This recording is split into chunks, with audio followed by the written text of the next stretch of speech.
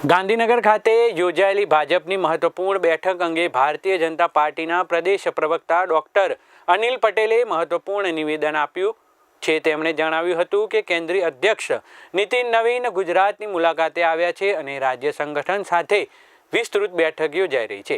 બેઠકમાં મોરચા પ્રમુખો, જિલ્લા પ્રમુખો તેમજ સંગઠનના વિવિધ હોદ્દેદારો ઉપસ્થિત રહ્યા હતા।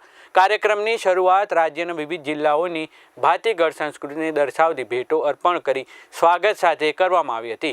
ડોક્ટર અનિલ પટેલે જણાવ્યું કે આગામી દિવસોમાં સંગઠનને વધુ મજબૂત બનાવવા અને તળિયાના સ્તરે કાર્ય કેવી રીતે ગતિમાન કરવું તે અંગે ખાસ માર્ગદર્શન આપવામાં આવશે।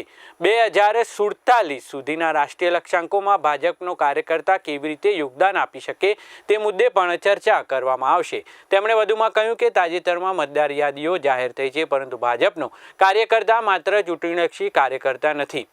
ચૂંટણી ગમે ત્યારે આવે, ભાજપ દરેક સમયે સજ્જ છે અને સંગઠનાત્મક રીતે મજબૂત પણ છે। આજે જ્યારે ગુજરાતની ધરતી પર નીતિન નવીનજી આવ્યા છે ત્યારે નરેન્દ્રભાઈનો મંત્ર વન ડિસ્ટ્રિક્ટ વન પ્રોડક્ટના અનુસાર ગુજરાતના વિવિધ જિલ્લાઓના ગૃહ ઉદ્યોગ સાથે જોડાયેલા ભાઈ બહેનો સાથે કામ કરતા જુદા જુદા આર્ટિઝન્સ દ્વારા બનાવેલી ગુજરાતની ભાતીગત પ્રકૃતિના જુદા જુદા વિષયો સાથે આજે આદરણીય પ્રતિકૃતિ સાથે નવીનજીનું સ્વાગત થયું છે। માનનીય મુખ્યમંત્રીશ્રીનું માર્ગદર્શન, માનનીય સંગઠન મહામંત્રીશ્રીનું માર્ગદર્શન આજના કાર્યક્રમમાં મળવાનું છે।